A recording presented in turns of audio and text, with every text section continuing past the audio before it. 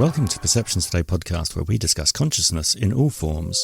January 2023, episode 38, with Anthony Peake in a Roundtable, part 3 of 4. He is a writer who deals with the borderline areas of human consciousness. Participants knew it was being recorded. I am your host, Paul, and your co-host, RN Vooght. And if you're seeing us in the future, I'm looking at icons, and he is there, which is good.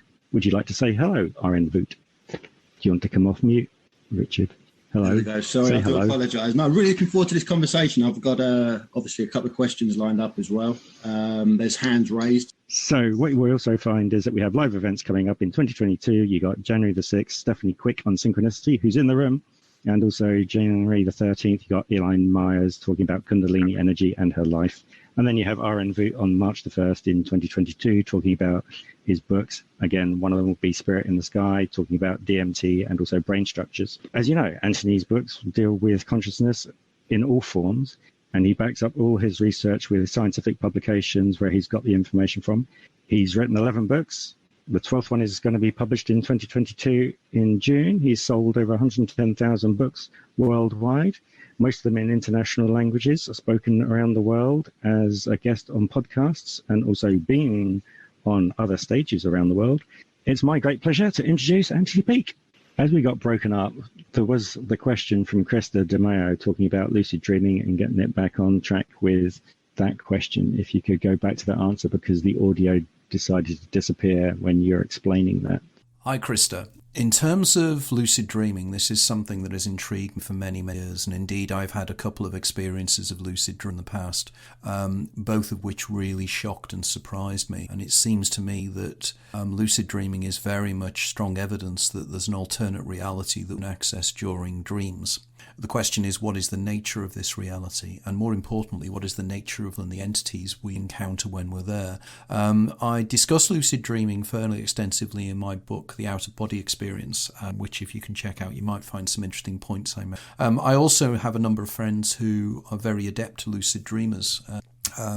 Maybe one day we can invite one or two of them along to this discussion, which is good.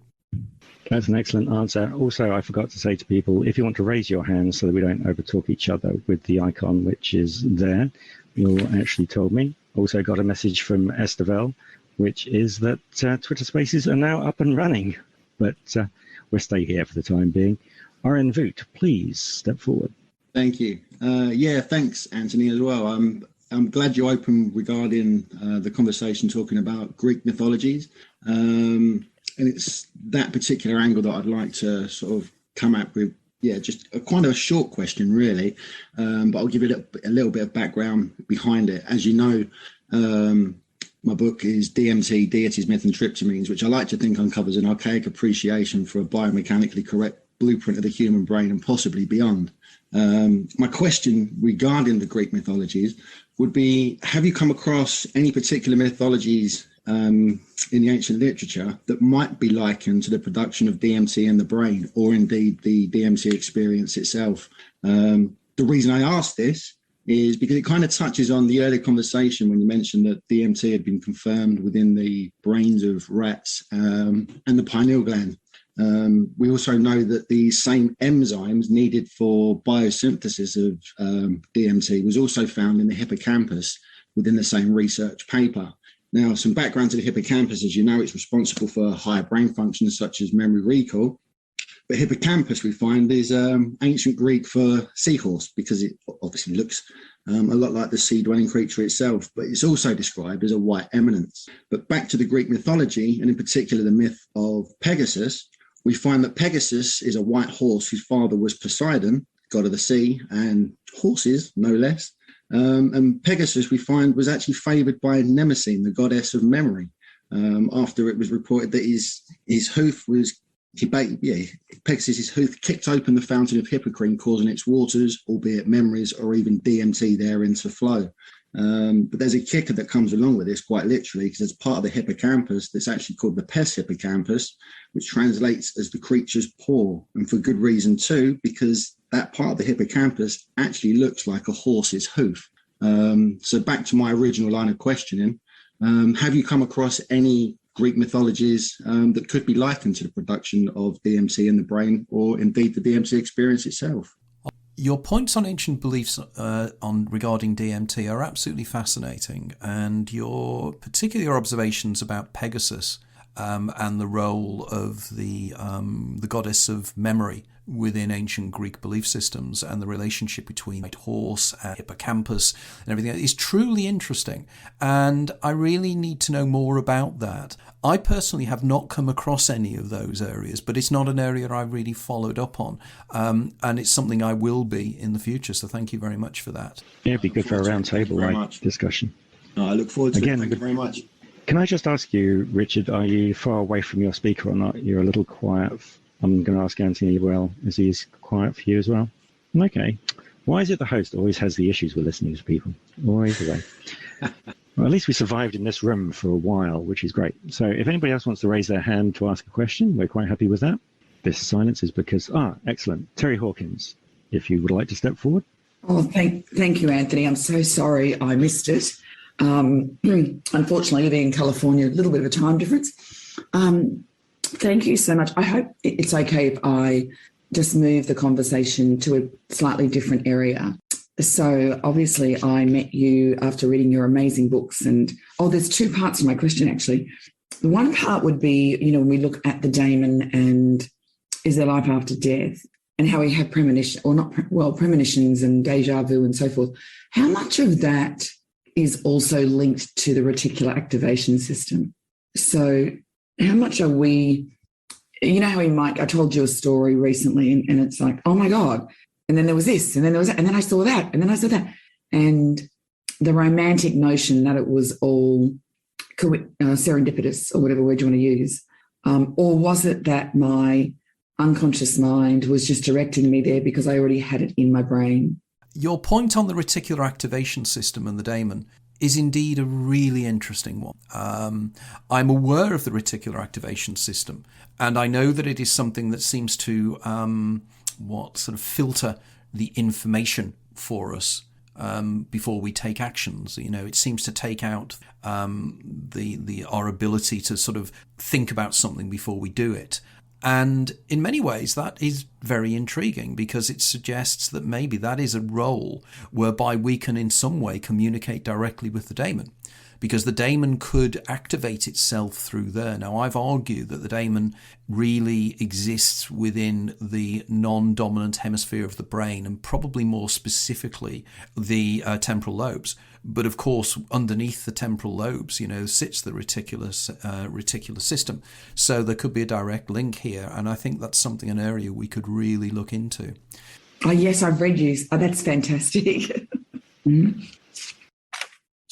Can I interject? Because this will, again, if people don't know me, we've got this agreement that being the host, I can actually just come in and point information out.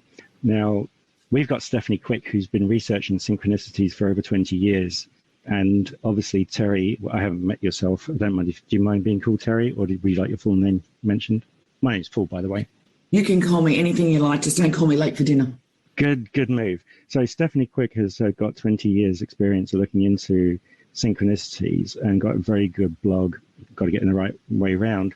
Ghost Dog is a mystery box. Isn't that right, Stephanie? Yes, it is. And that's a little bit of a sync there, because that's what I always say when people ask me what I would like to be called. You can call me anything you want. Just don't call me late to dinner. So Stephanie's going to be with us on the 6th of January talking about synchronicities. Maybe you want to be around for that, or even contact her because of the connection points that you're just bringing up. And this is why I interjected at that point. That's fantastic. I will definitely put that in the diary. I mean, I had a big smile on my face when you were sharing that story. It was like a wow, when you said the book title. So if we look at synchronicity, and there's got to be a certain element, I believe, of self-awareness and trusting yourself enough to know or to even see it or to be present for it. The other end of intuition, I feel, just in my own life, is paranoia. And I struggle with, especially if it's a negative thing, and I go, am I being intuitive here, or am I being paranoid? And I sort of wrestle with that a little bit. Is there a way that you can share with people on how to actually tap into the daemon more, like apart from me going, come on, like you're there, I know you are. It's interesting about what you say about hypnotism. Sorry for butting in on this one, but they're actually thinking that sometimes when people are having experiences or thinking they're remembering them, they might be actually creating them at the time of the questions being asked within the hypnotic state. So that, again, you've had the story which you tell of the person dreaming of the guillotine, and it turns out to be the picture hitting the back of the bedstand and causing that in a fraction of a second. So there's a lot of debate on hypnotism that you don't lead the person that you're actually talking to, which is a difficult thing because it's such a suggestive thing. And again, Terry and everybody else in the actual chat, I've put 2 links, one for Stephanie Quick's trailer where she explains all about herself and all about her passions and the times of what's going on. And again, if you've not heard about the people that are interactive with our community, I've put in there from a drop to an ocean, which is basically meaning as researchers, we'll gather together and help each other and push forward instead of standing alone. And again, you've got Vooght, who's in here, who's an author. And you've also got, obviously, Krista, who is a lucid dreamer, Anthony. And also you've got Estevelle, who's a very good skeptic. And also just seeing Tamara is also very knowledgeable on the medical side of things, as well as Paranormal Blip on podcasts. Again, my public service announcement is now done. Mm-hmm. Definitely. I'm just going to check with Estevelle. Did you want to raise your hand to answer a question, or were you just putting a thumbs up because of me talking about you? No. Can you hear me? We can hear you. Okay, because this is a really crappy old microphone.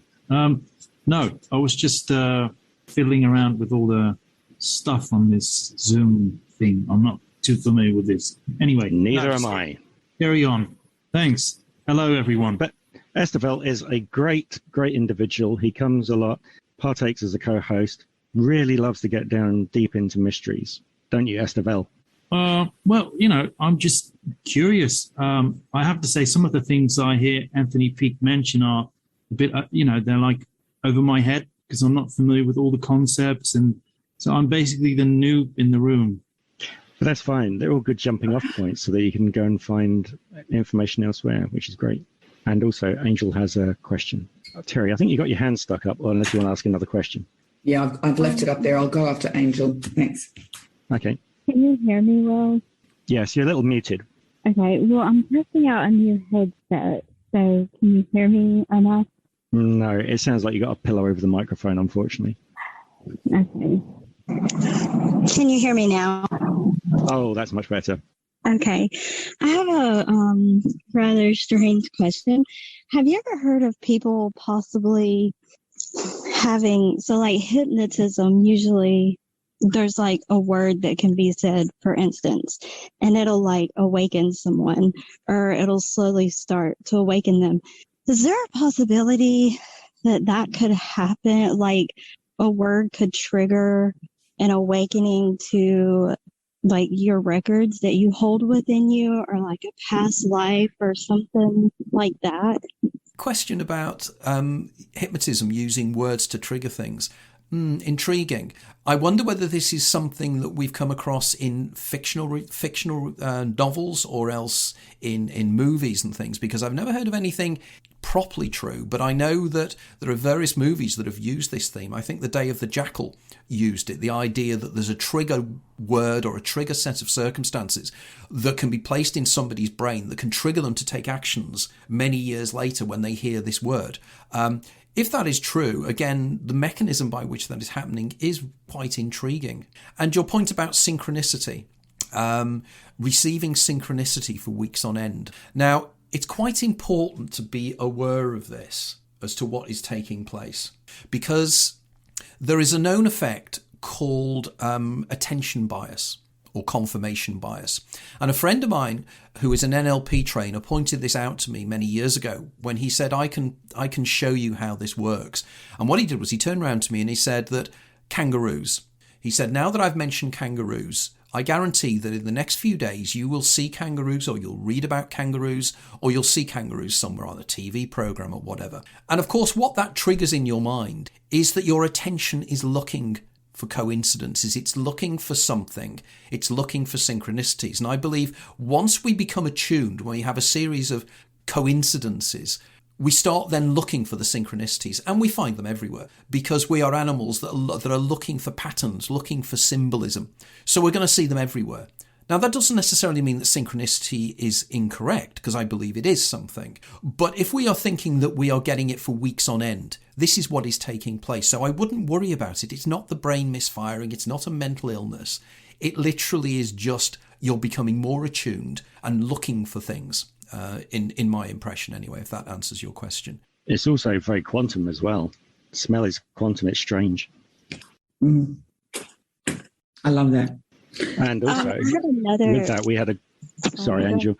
I was just going to say that we had a good conversation a few weeks back talking Michael Talbert's holographic universe and going through the whole bit of Jeffrey Mishlov's New Thinking Aloud half hour and then the hour kind of version that he had on YouTube from 1992. And that was fascinating when we were going through all the bits that you were just discussing. If not... I think Angel was... I thought Angel was going to say something. I was going to say... Sorry, you've gone back to a pillow again. Hang on. What the heck? I'm still on the same... I'm just on my phone. Can you hear me well? Stand still. That's probably the best thing.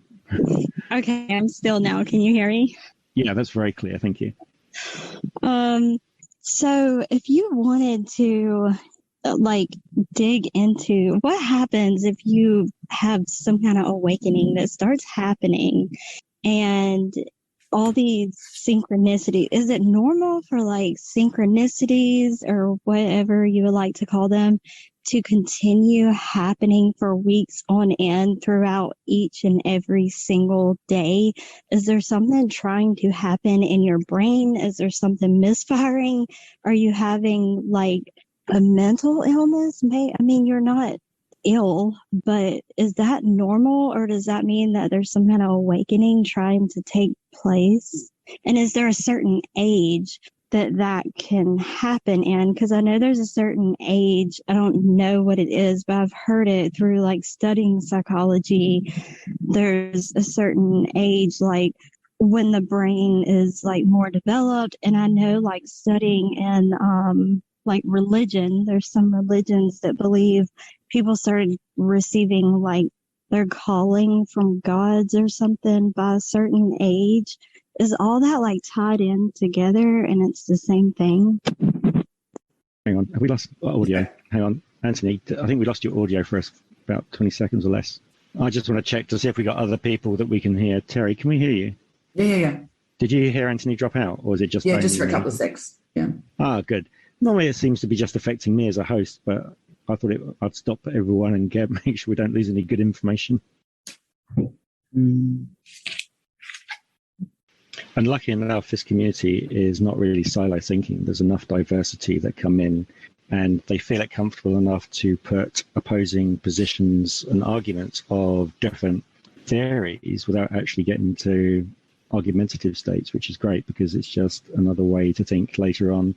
Maybe parts of both sides could be correct or lead you to another answer, which is you wouldn't have found unless you had that kind of, not confrontation, but stimulation of the mind to go forward. So can I just jump in? I've worn a mohair jumper and it's not the exact best thing to wear if you don't have a coughing fit. So I'll try to get this. Is it okay if I ask another question? Okay, so I just love listening to you, Anthony. And so I love that, it's not just the questions, it's the question behind the questions. And the best thing that I've learned about being on this journey for a number of years is it is an endless hole, and it gets more exciting as you get into the hole, but the hole you realize just is never ending.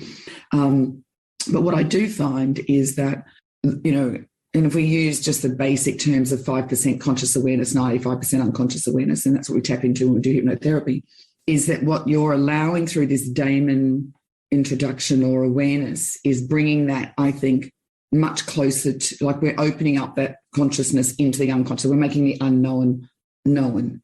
And so, my work that I do, and I see a mass younger generation growing up and probably... Can I just pause you, Terry? Yeah. And allow you to plug yourself, because not many people probably know who you are. I mean, myself, I don't know who you are. I don't even know who I am, Paul. Well, we can go on that journey together then. Unplug yourself. I'm so sorry. Mercilessly. So I'm an education architect, and I have spent 35 years developing education systems that incorporate intellect, philosophy, and process I synthesize it in such a way that it gets quite phenomenal results for my clients. So I was very fortunate as a young person to fall into a Japanese training company who were doing personal growth at a time when it was, you were a psychopath and had to go and buy, your books in a dark alley in a brown paper bag. So I am very passionate about that, but I'm also an author, and I was quite a renowned speaker in Australia before I moved over here. But I'm actually writing a book right now around the last 3 decades and watching an entire generation grow up. And I've identified 18 markers that have just been in perfect alignment for us to have a generation. So I'm doing it from 1990 forward. And then I do the 7-year cycles. And so I've placed into the 7-year cycles as well. And every 7-year cycle from 1990, we just compounded this unbelievable perfect storm for these kids who grew up in an era where both parents were working, gaming, most kids got their first Game Boy.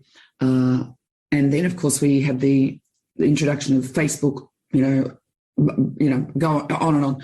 And now we have this epidemic of, kids living with, and I train, and I have a team of trainers that stand in front of hundreds of thousands of people who have anxiety, depression.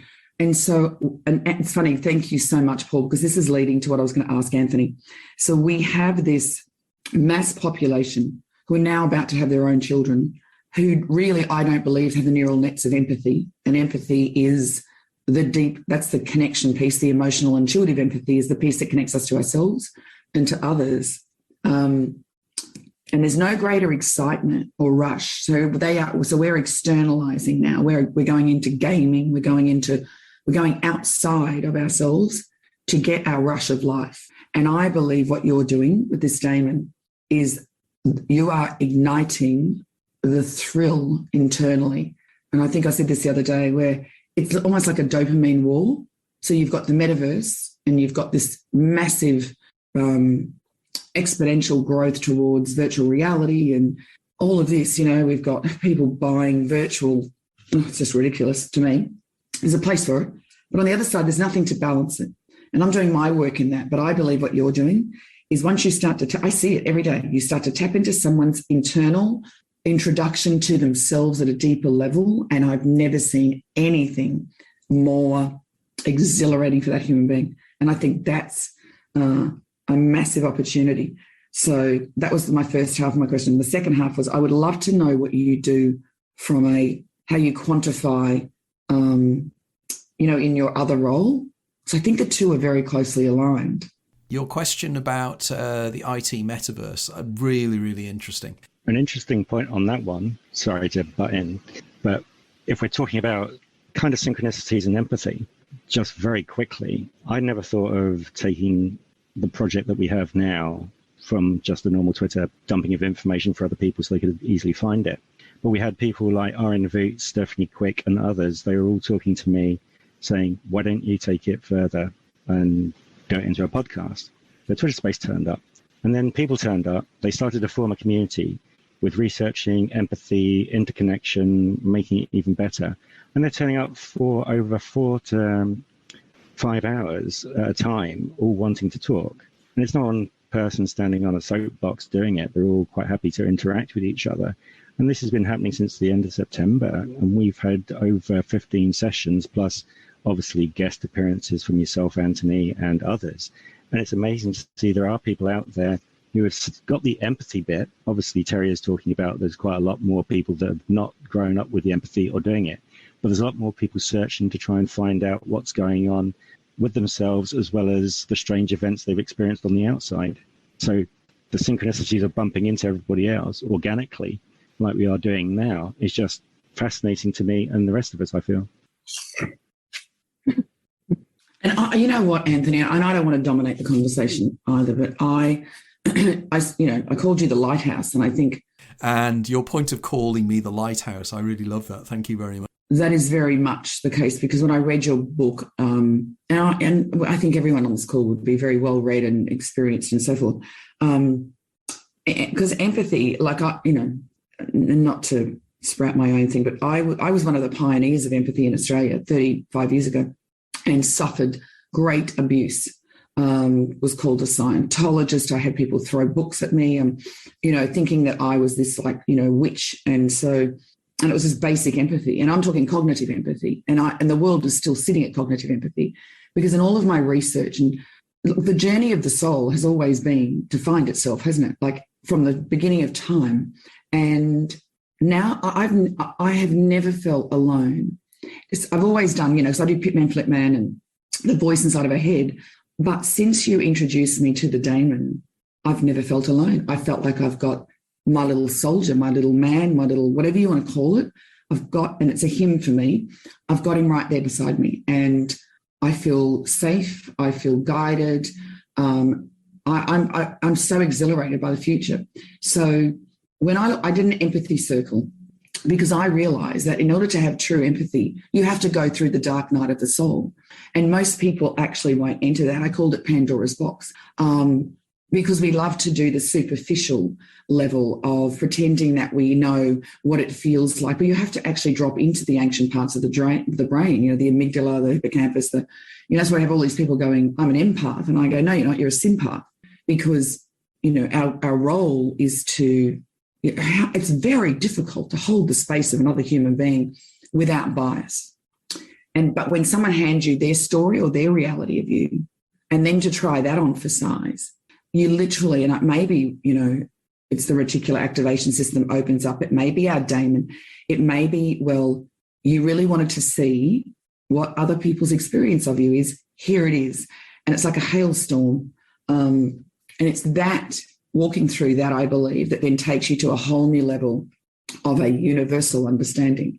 And, when we get there, that's where healing begins. But I believe you found a very simple, easy door for people who have been on this crazy quest of 10 years in therapy or whatever it might be, to find themselves, when in actual fact, it was just sitting there all the time. And also your analogy of calling your daemon your little soldier. And I think that is so good, that if we're aware of our little soldier all the time, we're in a position whereby we can probably be more attuned to the world around us and listen to those hidden messages and those hidden meanings that we find. I would definitely agree with that. I've had too many coincidences to not realize now what to listen for in what goes on when things kind of turn my stomach. That's the thing that I kind of need to do. And it's really strange. Or, for example, within the community, there'll be times when I think I actually need to talk to this person directly that's communicating and pass me information. And when you make that connection, as you said, it's like, they are the right people to talk to. For example, in this room, there's like RN Vooght and also Stephanie Quick and also Greybeard, along with a load of other people, that they just bring so much information, and Angel. And it's bananas how we've all connected up without actually going out looking for people. It's bananas. I know, it's weird. RN Vooght has a question. He's just put his hand up. No, I was just going to state that it's only since I've been starting this kind of writing career, I guess. I'm writing my fourth book now, but since I've been doing this, the synchronicities almost go hand in hand with the writing. It's crazy. I mean, I've literally been slapped in the face so many times with answers that were staring me in the face somewhat, but I've been looking for kind of looking to tick boxes to make sure I'm heading down the right kind of avenue of inquiry, as it were. But then I'd get a certain synchronicity that would happen. And it absolutely, I mean, it literally renders a writer speechless, sometimes. It's crazy. The synchronicity, I was just talking about me and you hooking up, Paul. Just very short anecdotally, we were going to meet each other at Graham Hancock talk in London a couple of years ago before the outbreak. I was late for the kickoff of for meeting my dad down there. My dad said that he was talking to someone in the queue, getting on like a house on fire. I'm obviously texting you saying I'm going to be late, X, Y, Z.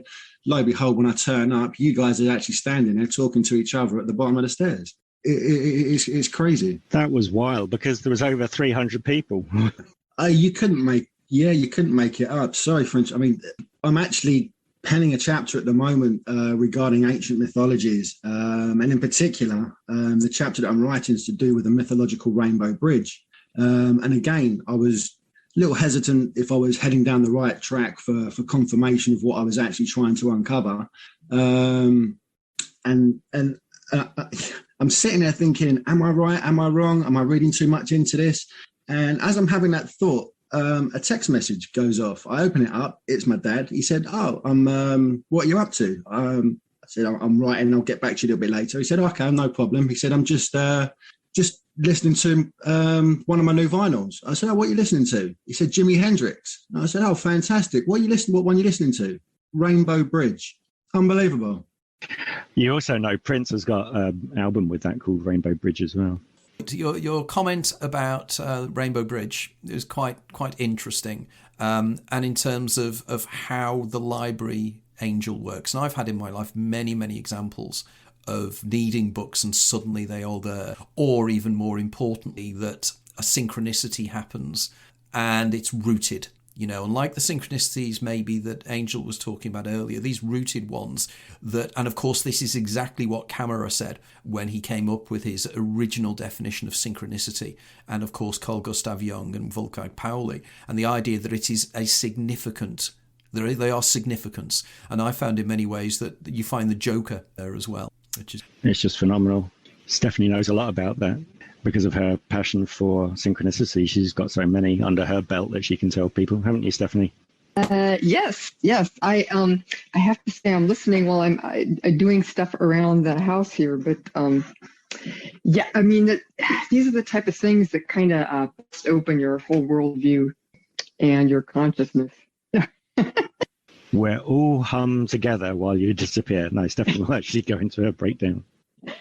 Yeah, well, to me, let's see. One of the things that strikes me most about synchronicities and that I find really interesting is that, of course, the classic definition is a meaningful coincidence, and it gets to the aspect of meaning. And that is the thing that tends to strike people about synchronicities. When you see, for example, something you had been thinking about personally a lot strongly that is suddenly out there in the world, or, you know, it hasn't. Oh, wow, that was a short minute and a half. Time does go quickly and slowly when we get together. Yes. Well, I was just saying that the whole, to me, what's fascinating about synchronicity in terms of like the paranormal or consciousness is that it really highlights the dimension of meaning. You know, we're meaning-based creatures. And when you notice the synchronicity, it's because you see that there is a consonance of meaning that's coming out in ways that it shouldn't be expected, where they highlight a certain person or emotion, something you're thinking about. It opens up a door to you. As far as like the library angel, right? You want to find a book and then suddenly, you know, circumstances come together. Actually, certain people have reported they'll be like in a bookstore or a library and the book will fall off. That they're looking for will actually fall off the shelf. Yeah, so for me, Stephanie, quick, Stephanie, your question about how we tap into the daemon is something I've long been interested in, and I have long wanted to write a book on this because I think there's an awful lot of work that can be done here. I think some of the avenues are interesting, such as deep hypnotism, whereby it has been discovered that if we go to certain levels of hypnotism and depth of trance state, we encounter, or the hypnotist himself encounters within the subject, another entity that has greater knowledge. And again, I think that is communicating with the daemon. But there might be easier ways of doing this. I mean, there's a guy called Schaefer, who is an American-based psychiatrist, who around about 15 years ago wrote an amazing book about dual consciousness. And he argued that he had found ways of communicating with the non-dominant personality.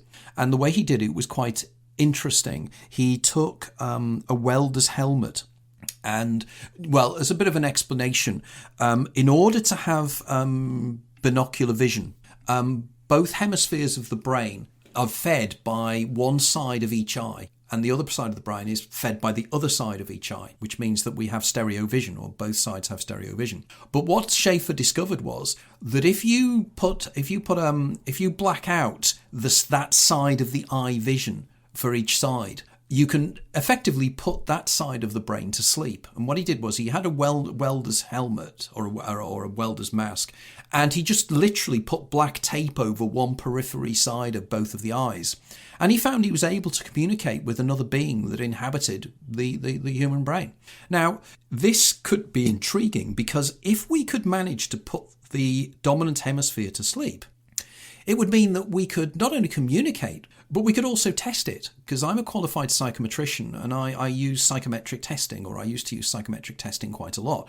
So if we did a personality test of somebody whose dominant hemisphere had effectively been put to sleep, we might end up with a very, very different personality profile from if we do it when they're awake, when the eidolon is dominant. And we could end up with two conflicting or two different profiles, which could then help us give a much more three-dimensional understanding of somebody's psychology. Now, on top of this, there is something else called the WADA test, and the WADA test is sodium amytal is injected into the carotid artery in the brain, in the neck, and that deadens the dominant hemisphere for a period of time. And indeed, I know a couple of people who've had this done to them, and they have both told me that when this happens, they felt that there was somebody else in their brain. There was another consciousness that was more all-knowing and more effective than they were. So again, this is a way forward. So yes, how can we do it? There are various ways. And I'm hoping I'll be doing an event this summer in California, and I'm hoping that one of my workshops will involve how do we contact the daemon, and I'm working on this presentation at the moment. So Stephanie, thanks for that question. That's interesting. I mean, all the physical aspects of chemistry or physics or all that type of stuff is fascinating as well. But when it comes down to it, it's like, what is the meaning of it for us as human beings? And like you were talking about with the daemon is has certain ideas that are meaningful about what you should be doing with your life. Like, what's your life about? What do these ideas mean to you? How do you express these ideas in your daily life? And so for me, that's just one of the part of synchronicity that I find so fascinating, even when it doesn't seem to have any kind of like, some of them seem, well, like if the book falls off the shelf, that seems PK related, right? But other ones don't really seem to have any kind of necessarily psi or psychic paranormal aspect to them, but still they are very intense experiences because of the meaning dimension. So, and that's the reason why I kind of boiled it down, and probably either stole it from somebody else or found it, but just using the idea that we're going from a drop to an ocean, that we all get together and we find these things as we go along, because it just blows your mind when you start doing it. I mean, for example, Pete in Paranormal Blip, if he's got the opportunity to talk, will tell you about just the strange coincidences and how it's helped him as well as helped us when we all get together and have these live conversations in Twitter space and talk to people. And it is very much a marathon rather than a sprint. And I think that's the best way it's going, because the quality of people that are coming in are all very genuine. They're not trying to pull the wool over your eyes that I can see. And the information is just fantastic. Oh, definitely. We got two questions here from Angel and also Paranormal Blip, if you want to take those. Thank you very much. Hang on, Paranormal Blip. Angel had her hand up first. Sorry. Let's get this in order. I was going to say Paranormal could go first, because I haven't heard them speak in a while if they want to. Okay, thank you very much. Thank you very much, Angel. Thank you very much, Paul. Thank you very much, Anthony. Thank you very much, Anthony. I've been really enjoying it. And the, you call them the Archons, the gremlins have kind of got to my equipment too, as everyone, and Twitter and everything else. So it's kind of falling about a little bit today. But I've, I get an awful lot from listening to you, Anthony. So thank you for joining us, or for me joining the Zoom here. One thing that I find really interesting, your idea of cheating the ferryman, and I read your paper and I got a lot out of it, But I've got a question because my folks, okay, first of all, on synchronicity, I did an episode of my podcast on synchronicity, which is really interesting area. And today in Secret Santa, I was given a Christmas present by Santa, I suppose, maybe someone I work with, but probably by Santa, on synchronicity, which is quite nice, or sorry, on coincidences. I think it's called Beyond Coincidence, the name of the book. But yeah, so my folks wrote a book a long time ago now, about 30 years ago, on reincarnation. And in that, and I did a Twitter space a couple of weeks ago with Paul on it. And in that, there's a couple of rock solid, like from my point of view, rock solid reincarnation stories. You know, the evidence is, from my point of view, you know, kind of overwhelming that the children had lived before. Now, I want to, if I could ask you, Anthony, have you come across a reincarnation story that it convinces you that there's something in it that is kind of different to your theory, or kind of what's the relationship between, if you like, the kind of classic reincarnation, you know, that kind of classic cycle, if you like, and where you sit in your theory, cheating the ferryman? I'm not sure if you could talk about that for a bit, please, Anthony. Paranormal Blip, your point about reincarnation. Yes, there is some interesting evidence about the reincarnation stories of young children, as if the nearer they are to their birth, the more that they can attune to their previous lives. However, I would counter that and say there is a counter-argument. And the counter-argument is that these children are more aware and more attuned of their DNA memory, in that they are remembering information, or they're downloading information in the similar way to when we download, when we're using a radio and we're going through the various the wave bands and we pick up different channels. And I think that's what's probably taking place. So the child is remembering, putting together, as in the word remembering, as opposed to dismembering, putting something together again, information from somewhere else. But it doesn't necessarily mean that that child is a reincarnation of that personality. What the child is doing, it's remembering, it's acquiring or gaining information from somebody else's life. Because I argue that there is something I call the Überdaemon. And the Überdaemon is the equivalent of the collective unconscious of Gustav Jung. The idea that there is a greater us that is the collection of all of us. And that carries on through DNA memory, or it carries on through general memories that we can acquire. And I think this particularly happens with young children, and indeed it happens with people when they are hypnotized.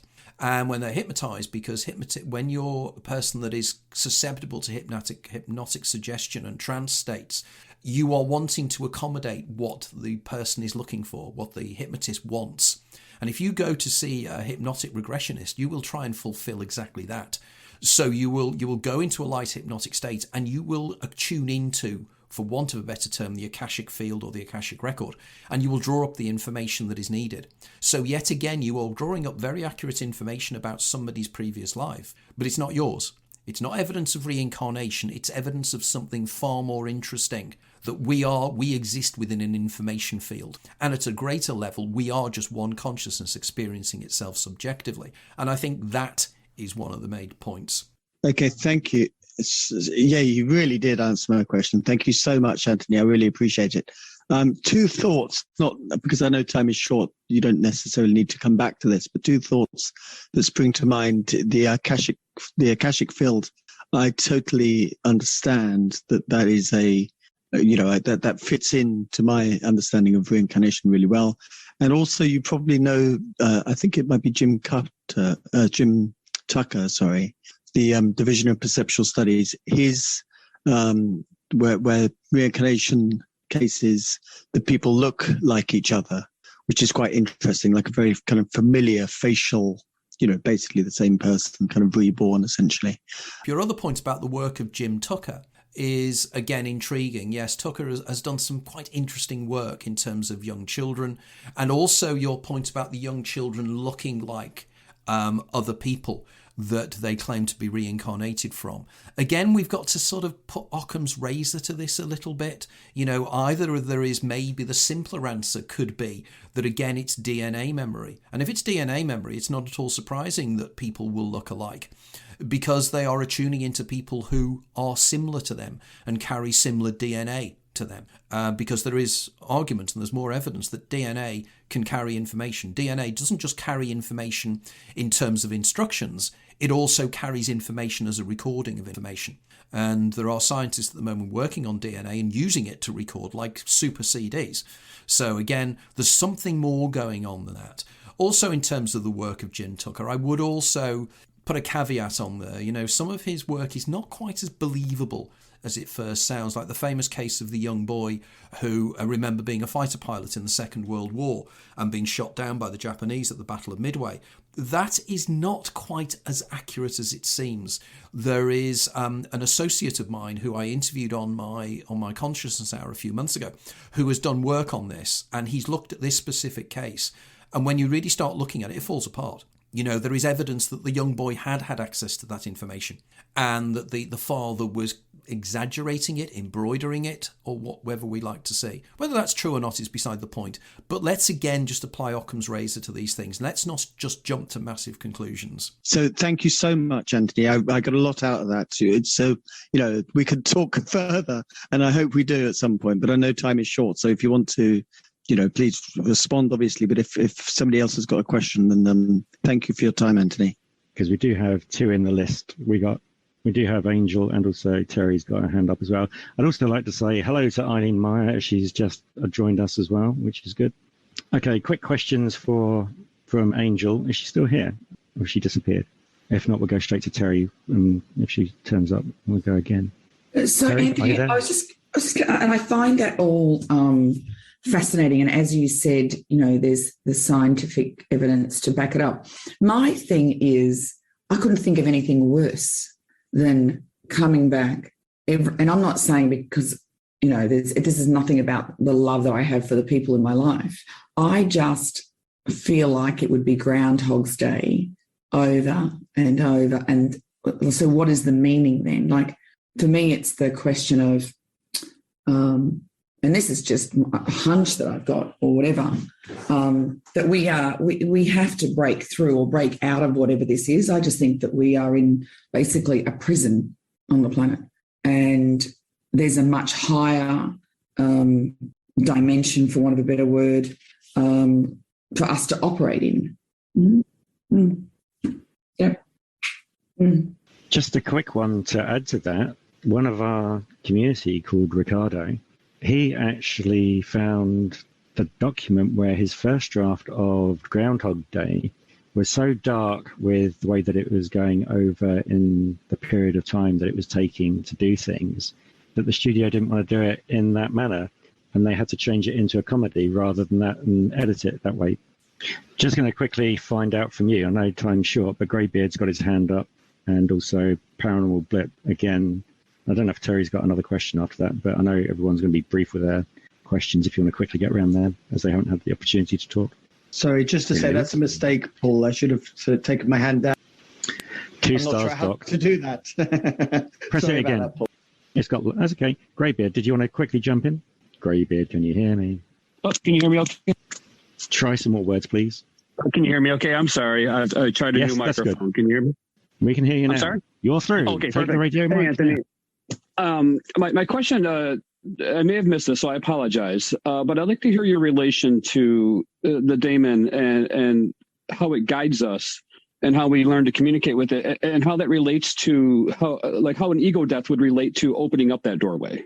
Comment about ego death, very, very intriguing.